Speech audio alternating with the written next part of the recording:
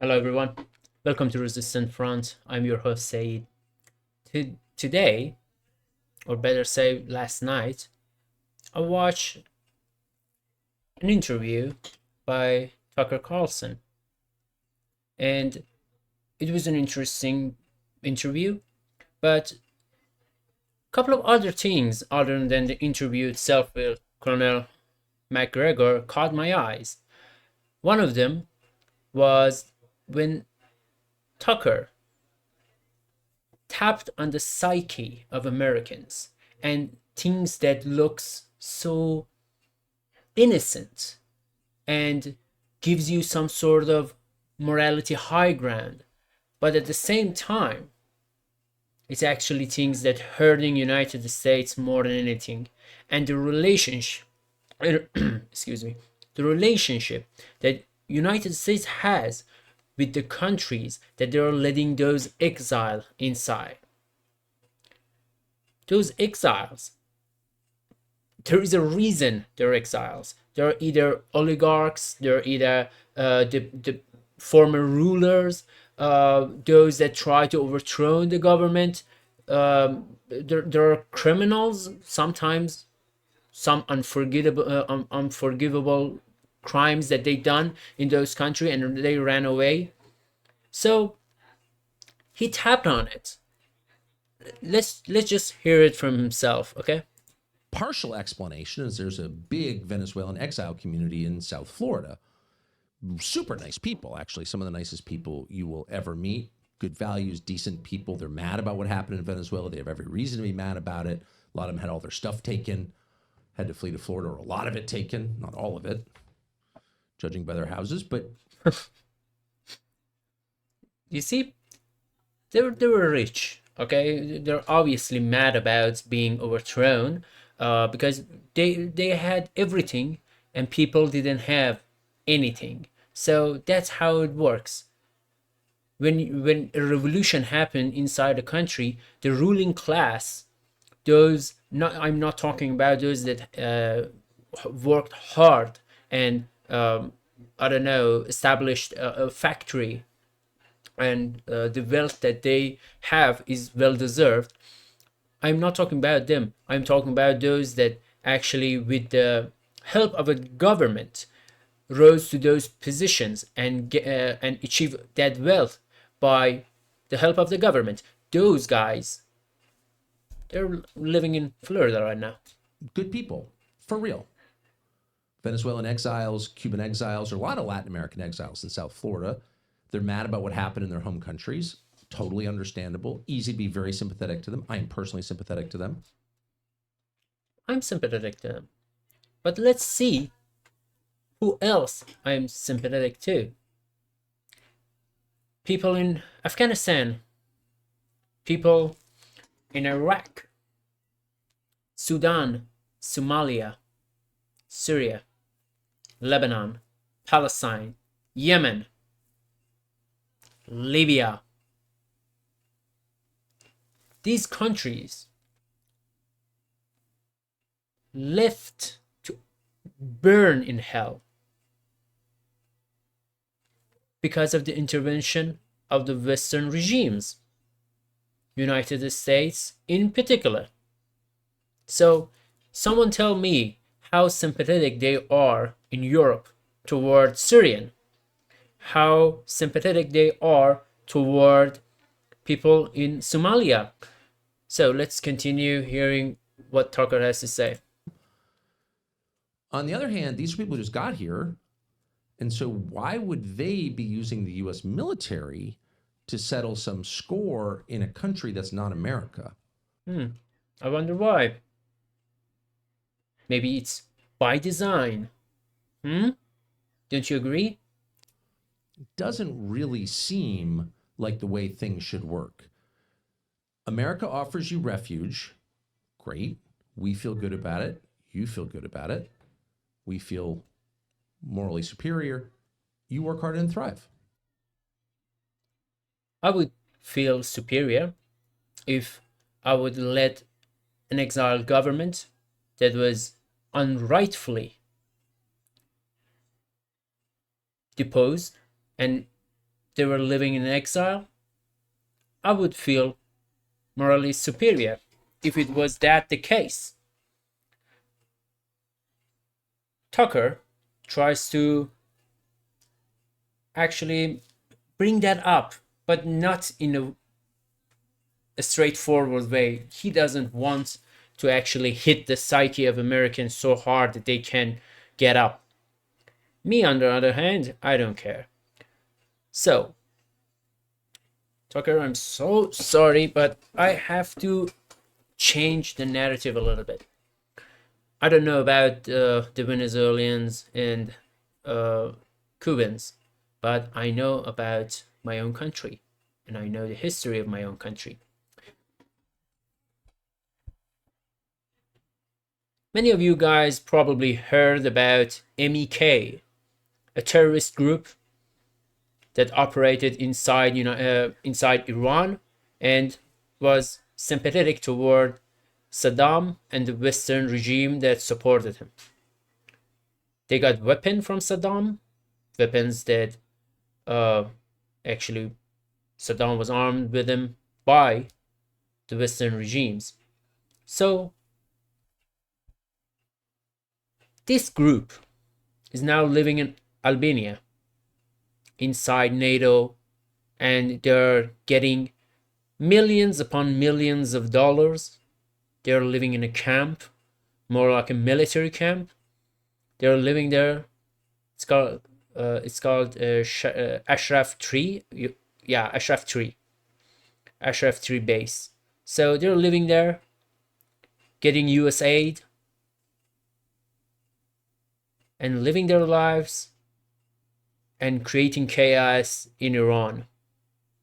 Assassination is their specialty, collecting information for foreign countries, destroying the livelihood of some poor folks that was just simply manipulated with these people.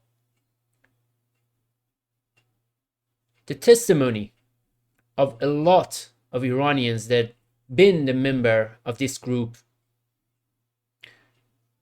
in Iran, a lot of them ran away from those bases because of the cult type treatment that they were receiving. So there are a couple of things I would like to put in light for you guys. Let's get back before the revolution in Iran, 1979. Let's get back in the Shah regime.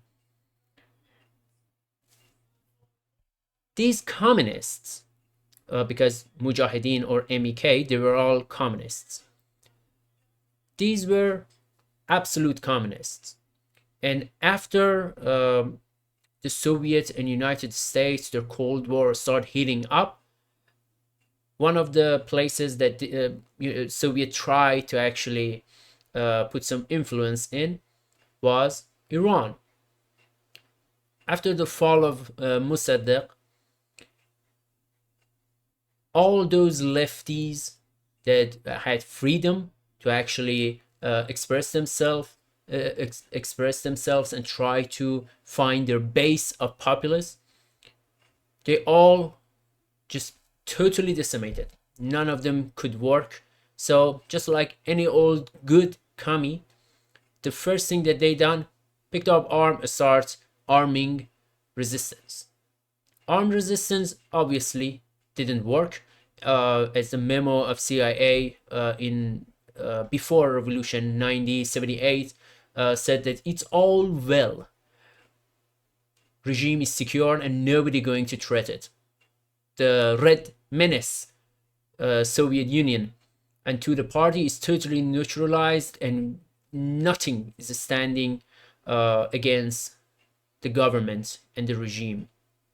So they couldn't be more wrong, because the real threat wasn't communism, it was Islam. Imam Khomeini actually vastly popular in Iran and started he had nothing. He didn't have a foreign country supporting his work and his cause, because there was no Muslim nation on earth that ruling his country by theology. So simply put, this was a disaster. It was a disaster for Americans when they lost Iran by the hand of Islamists. So the tactic was like this: Iran was not industrialized, Iran wasn't educated, and when Islamic Republic came, nobody supported and freed all the prisoners. Nobody supported these lefties and communists, because most of their base, after they got totally demolished, most of their base actually started getting attracted to Islam, because that the same ideology that we have in communism, there are some good portion of it was actually in Islam. And they said, okay, it looks like Islam have a way to mass the people, rally the people, and they have enough power to actually totally do whatever they want. And it's a Muslim country, and Shah couldn't actually pull off what they done with the communists, and they didn't pick arm. They were not armed, and it was civil resistance. And after the revolution happened, it was mass slaughter, obviously, because that was the last stand that Shah regime tried to do, and army simply stood by people's back, because they couldn't kill all those people. The streets were full of people.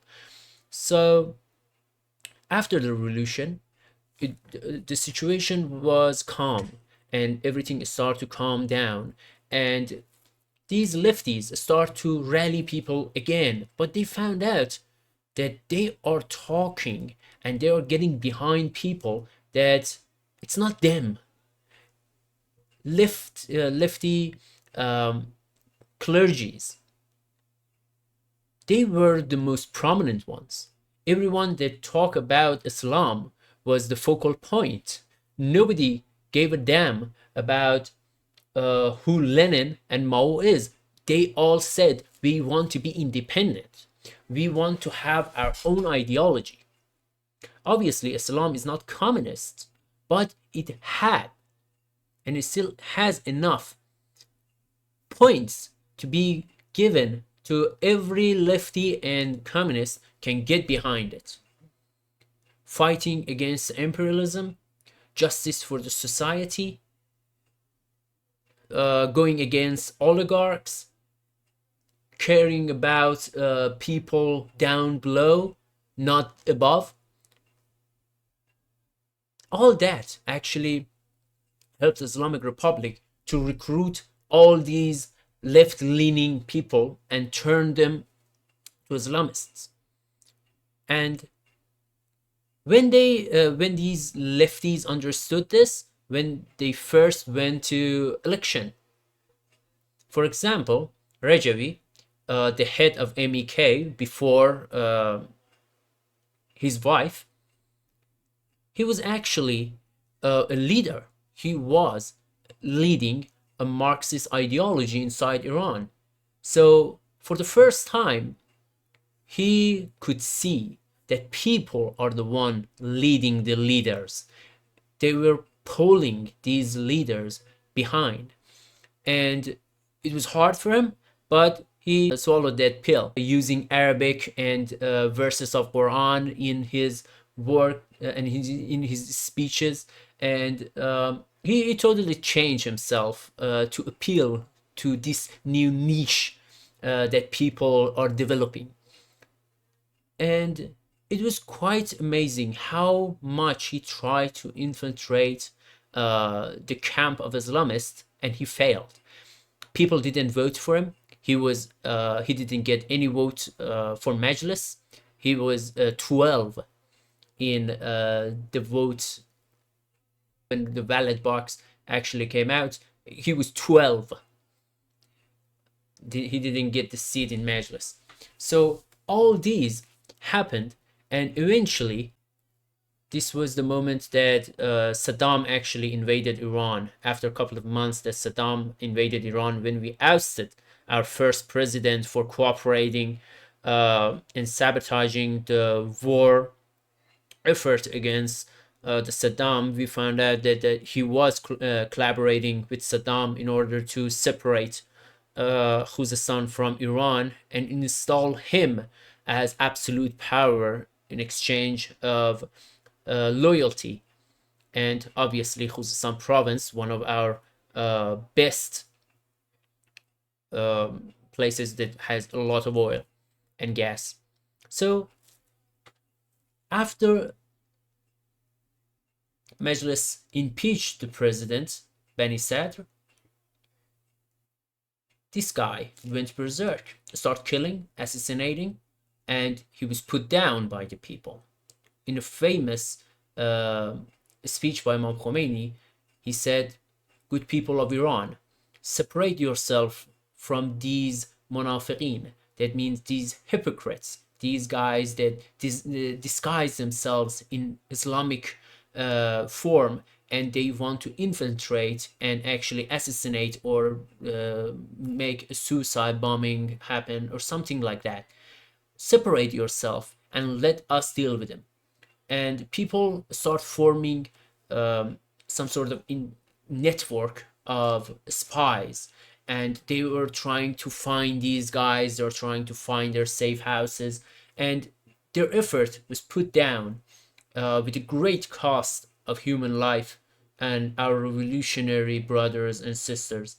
Unfortunately, they managed to assassinate our president, our prime minister, 72 members of our Majlis, all prominent scholars, all prominent politicians.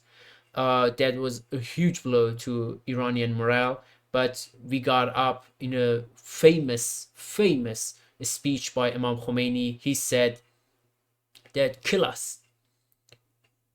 With this blood, you legitimize our claim for this country. Kill us, and our people, will wake up even more." That was the moment that Shahid Motahari, one of the greatest thinkers and greatest scholars in Islamic teachings, was assassinated. Millions got on the streets, and it was truly a page of Iran history that no one will forget. So all these happened, and Saddam actually gave a base to these exiles because they ran away, the leaders ran away. And a lot of people after that, when the network established and we start funding their things, his wife got killed. His kid was in the hand of revolution. We raised him. He's living somewhere. Nobody know who he is. Said here, I was editing the video and I found out that the kid actually went and joined his father when he was old enough, and after a while he got separated because of whatever cult activity that they were doing. He couldn't handle it, so he got away and he went back to Iran, and it looks like there is some sort of documentary of him or such. So I just wanted to fill you in and know you what's going on. Thank you, guys. Behind there was something 50. It was something like 15 people in that safe house, and the Ashraf, the wife of Rajavi, was between them. So let's fast forward to, let's see, where should we go? Yeah, the war ended. Between the war, they collaborated with Saddam, collecting information and this and that, terrorizing the area, but it was a lot more limited. After the resolution, Iran accepted the resolution of UN Assembly. After that acceptance, we started to letting go of the areas that we captured in war, and a surprise attack. Okay, Saddam regime, alongside these MEKs, actually invaded Iran once again. We fought them back, and we fought them hard. They lost a lot of their terrorist members in a war and in a conflict that is called Operation Mersad. So they lost a lot, and you could, I would definitely post a video when Mariam Rajavi, the wife of Masoud Rajavi, was actually shouting that move forward, advance, and that was a disaster, and it was the end of MEK as a military power. So they got out of the way. They assassinated the man that lead the operation of Mersad and won that operation and the war at the end for us. Sayyad Shirazi, he was an amazing revolutionary, the head of our army. Rest in peace. Truly a man of revolution. After that, they were actually exiled from Iraq because Iraq tried to normalize their relationship with us, and they exiled us. One of our conditions was this, that these guys are terrorizing our people, and by then 17,000 Iranian was murdered by the hand of MEK. 17,000 people. Yeah, that's the price that Iran paid. So, where do you think they went? Albania. United States helped Albania and gave Albania some aids in order to let these people live freely in their country. And that's how it is. And they are every time in Iran a peaceful protest want to form, the hidden cells in Iran activated by these murderous characters, burning banks, attacking police, shooting the police, attacking any place that they can get their hands on, and try to blame Iranian government. There are a lot of videos that they have a small weaponry in their hands, putting it on a chest of someone between the crowd and shot them. That's it. And they blame Iran, but they're looking for something else. They're looking for chaos. They don't want any democratic development in Iran. Obviously, Iran didn't sit and watch. We couldn't do these protests. Most of the protests that right now people are doing, the first thing that they do, they bring up a banner and curse these guys and the Persian media that they're trying to portray everything that happening in Iran is black.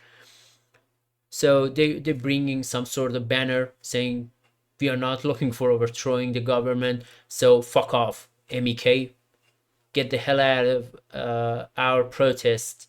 Iran International, BBC, all of you guys are trying to divert the attention from what we need to pay attention to. And everything that we want to do, it becomes something that becomes national security. We don't want to do that. We are looking for something that we want to get. We will get it. And we don't want bloodshed. So these are happening, and I would like to ask any decent American, do you believe that United States gaining any kind of advantage other than trying to overthrow the government and not accepting it as a government, as a legitimate government? It doesn't matter if the people wanted them or not. It doesn't matter if they are democratic or dictatorship. Nobody cares. They just want the sweet oil, the sweet resources, and they will try to do anything to get it. That's what they want. They don't care about the people. as an Iranian, I can assure you that a lot of people in Iran don't believe that Americans have anything good in their heart for Iranians. We don't hate Americans. But the policies and what they're doing is destroying the relationship that Iran wants to build. These reformist government, they're liberal. They want to build a good relationship in the United States.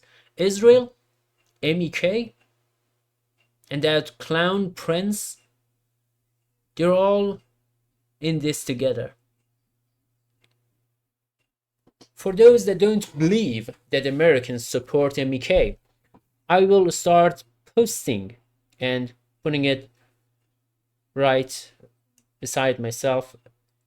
Pompeo, Bolton, Pence, and Giuliani, and ironically most of them are on the camp that Tucker Carlson really wants to represent, and actually he's doing a great job to try to put a damper on these hawks and these neocons. But I want you to understand, they don't give a damn. They want to do what they want to do. They're getting paid for it. They're doing their job. That's their job. So this was the first video that I uploaded, and guys, I'm doing my best. The things that I'm trying to do here is to break the narrative, especially about Iran. You can hear them talking about Iran all the time, but you don't know. It doesn't matter if you are Chinese, you are Russian, you are American. If you know English, at least the gibberish that I'm talking, I'm not good at English, okay? But if you see any value in my work, and I promise you that I will try my best to actually get better. You know, I'm just learning the ropes, and I hope that I added something to the table. And the only thing that I can tell you, do not see your enemy, your friend, or someone that you don't know anything about as the perspective of their enemies. American narrative, especially their mainstream media, and unfortunately in these past few years, even the social media, that's not what Iran is. I'm always watching it and I'm saying to myself, holy shit, nobody knows anything about Iran. Even the Iranians that are talking about Iran, they're not living in Iran. And if they did, Iran is ever changing, okay? It's changing rapidly. We are evolving. We are getting better, or sometimes worse. But, with your help, people can learn more about Iran, and obviously you can help me as well. Subscribing, liking, anything that this platform allows you to do to fight off the algorithm and actually bring up the truth a little bit higher, and what it is today, it's probably underwater, but we're going to help that. Thank you for watching the video.